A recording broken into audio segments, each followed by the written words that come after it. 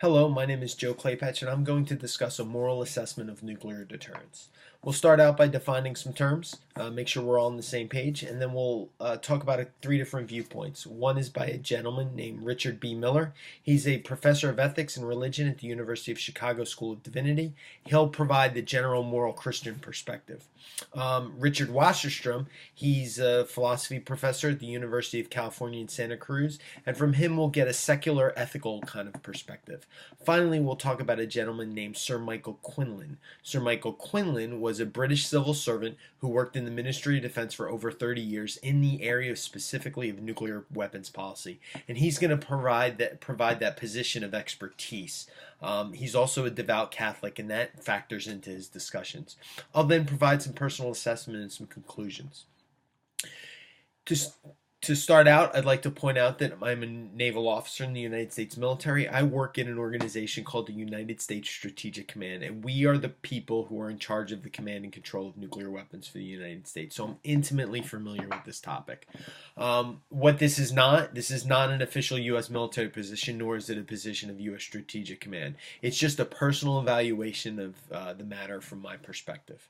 So starting out by defining those terms, the first ones we want to talk about is jus ad bellum and jus in bello.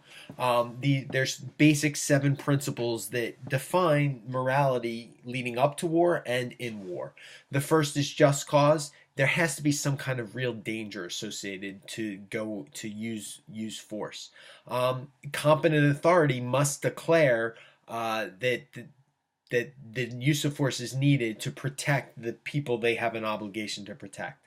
Comparative justice, that requires that the values at risk are important enough to justify force. Right intention, it must be done to meet the just cause at hand. Last resort, we have to try all other means before war to resolve the conflict. Probability of success, the outcome should not be futile, and then it should be proportional and discriminate, which means inflicted damage should be proportional to the good attained, and it should not spread outside the conflict. Now, this also covers the spiritual dimension, as the Catholic bishops spoke of in their document that they published in May of 1983 called The Challenge of Peace, which was about nuclear warfare, in which they said, quote, "Nor should judgments concerning proportionality be limited to the temporal order without regard to the spiritual dimension."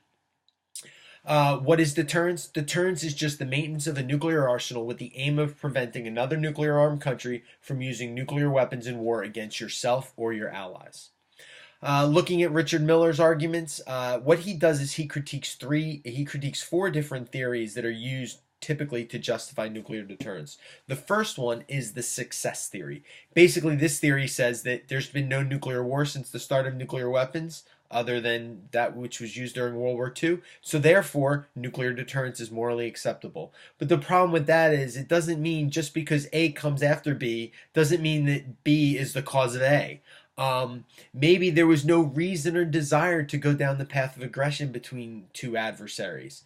The next topic he talks about is those who justify nuclear deterrence based on just war theory. And this is based on the moral thought that nuclear war does not fit jus in bello requirements of proportionality and discrimination. Therefore, deterrence is needed to prevent nuclear war from happening. The fault Richard Miller points out here is that deterrence requires the plan to use nuclear war and therefore violates the jus in bello principles. The next argument he talks about is the argument from supreme emergency. Supreme emergency claims that we can't use just war theory to evaluate nuclear deterrence because nuclear war cannot meet the requirement of jus in bello. So basically we have to throw out that morality and change to an ends justify the means view of morality. Basically the choice in nuclear war from that perspective is to fight criminally or cease to exist. But the flaw here is if we can eclipse morality to justify the deterrence, then why can't we eclipse morality to justify the use of nuclear weapons? It's kind of a very relativistic moral philosophy. Finally, he talks about and discusses the exceptionalist thesis. Basically, this one says that nuclear deterrence is acceptable because it prevents an adversary from conducting nuclear war and therefore allows my virtuous society to flourish and not be engulfed by the adversary's morally corrupt regime.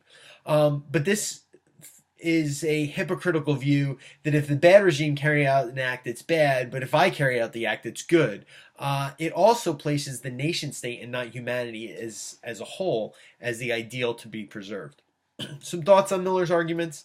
I think he provides valid critiques of the different justifications. What he doesn't do, though, is he doesn't establish evidence for his stated conclusion that nuclear deterrence is irrational. And what we do learn from here, too, is that many arguments for nuclear deterrence are grounded in either proportionalism, consequentialism, or relativism. Moving on to Richard Wasserstrom, we see that his position is that no theory defending the present practices of nuclear deterrence can make genuinely plausible and defensible the maintenance or pursuit of a state of affairs possessing these kinds of inherently morally disastrous components. Basically, he has four premises at which he determines that nuclear deterrence is wrong.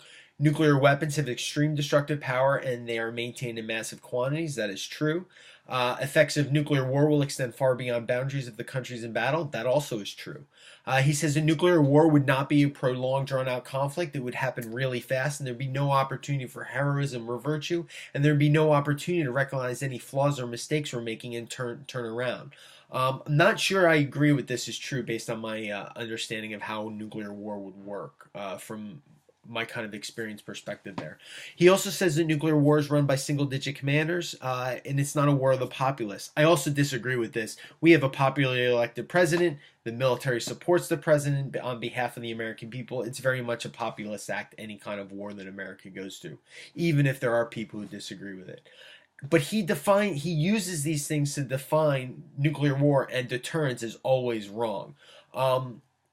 In that the problem of defense is killing non-combatants, and also the increase of massive amount of fatalities that would happen in the event of nuclear war.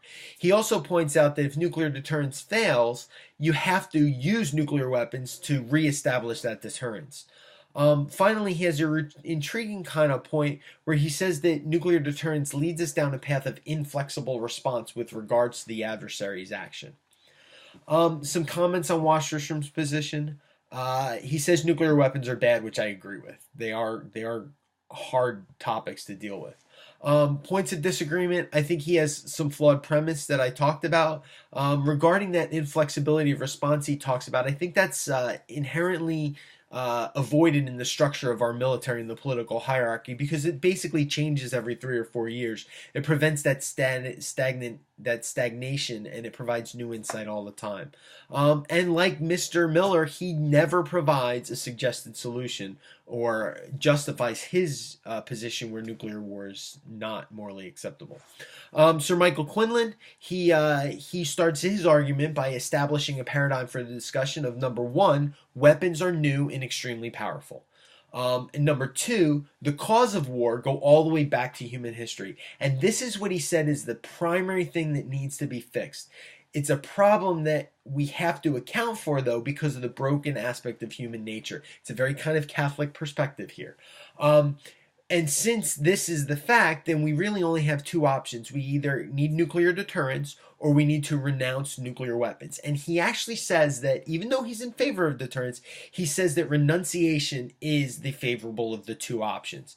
But he says, and I quote, "Consequences abound and they affect the moral quality of an act."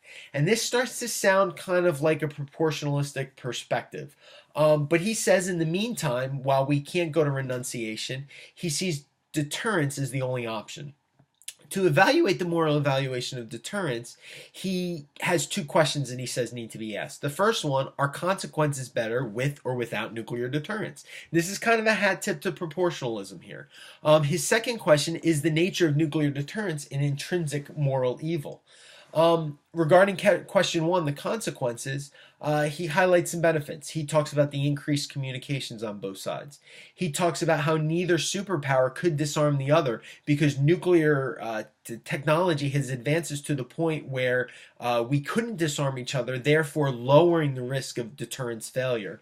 And then also huge arsenals are maintained which compel great caution, also lowering the risk of deterrence failure. He says even if these benefits exist, though, we have to ask is possession of these weapons intrinsically evil because ends don't justify intrinsically evil means. So he's kind of going against proportionalism here by recognizing that there is intrinsical aspects to evil, which leads to question 2, is possession of deterrence intrinsically evil? He states up front that possession would be evil if use of nuclear weapons was evil in all cases. He doesn't have this conflict between use and deterrence that a lot of people have. But he deviates from others, and he says there are some cases in which nuclear weapons could be justified in use. Attacks on population centers for the sake of attacking population centers, he points out, is immoral. But he also points out that during World War II, 50 million people lost their lives, and we call that a just war because the alternative submission to a dictator like Hitler fit the jus ad bella requirements of just cause, comparative justice, and right intentions. So he says that limited use of nuclear weapons is okay, therefore deterrence can be acceptable. My evaluation of him, I think if there's a failure in that, he uses consequentialism to justify whether something is intrinsically evil or not. So while he gives a leaning towards intrinsic evil, he uses proportionalistic and consequentialist aspects to define that. My personal assessment on this whole topic, I think there's reason for hope. The Cold War ended. We showed that we can turn away from the brink of human annihilation, and we now have enhanced communication between adversaries. I think reliance on deterrence precludes or may preclude active love. By relying on deterrence for peace, adversaries neglect the responsibility to answer Jesus' call to love of neighbor. We kind of sit on our laurels there. Also, it affects human dignity. Deterrence requires demonstration of the ability to carry out nuclear capabilities, exercising, practicing, planning. What does this practicing and planning do to the inherent recognition of human dignity? When one practices and speaks of mass fatalities of nuclear war, does it somehow harden our hearts as nuclear operators to our fellow man? Some essential ends that I think need to be focused on when it comes to nuclear deterrence. We have to focus on the enhanced love between humanity, and we have to act with an end of disarmament in mind. John Paul II points this out in his message to the UN Special Session in 1982, in which he said, I quote, "In current conditions, deterrence based on balance, certainly not as an end in itself, but as a step on the way toward a progressive disarmament, may still be judged morally acceptable." Something that's lacking from the calculation here is effects on proliferation. We as the United States have said that we will protect our allies. If, say, a country like North Korea attacks Japan with a nuclear weapon, do we respond? If we don't respond, will countries like Japan, Australia, countries that rely on us for that support of nuclear deterrence, will they start establishing their own nuclear programs? Some essential responses. I think ultimately, as far as essential response is concerned, is it's at the level of the individual acting person. The individual person needs to ensure that we don't let deterrence result as a dissolution of the concept of human dignity. We need to ensure that when interacting with planners, human dignity is always brought to the floor. I need to, when I'm advising senior decision makers, I need to take the advantage of the opportunity to bring love of neighbor into the situation. We need to ensure deterrence is used as a springboard to disarmament.